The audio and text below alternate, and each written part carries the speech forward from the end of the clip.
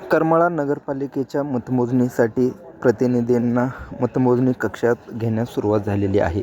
या ठिकाणी पोलिसांकडून सर्व प्रतिनिधींची कसून चौकशी केली जात आहे. कोणाच्या खिशात मोबाईल अथवा कुठलेही बेकायदा साहित्य घेऊन जात नाहीत ना, याची चौकशी या ठिकाणी केली जात आहे.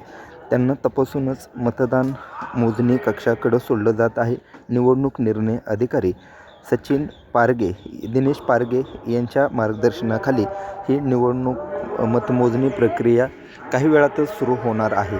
या ठिकाणी मोठा पोलीस बंदोबस्त ठेवण्यात आलेला आहे.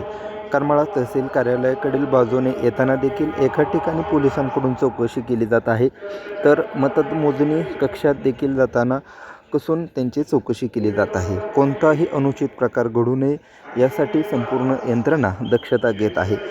सर्व मतदान मोजणी प्रतिनिधी देखील या ठिकाणी दाखल झालेले आहेत.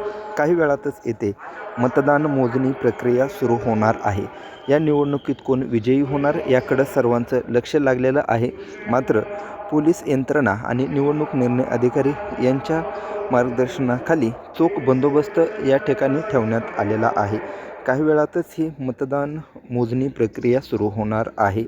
करमाळा नगरपालिका निवडणुकीत कोण बाजी मारणार याकडे सर्वांचं लक्ष लागलेलं आहे.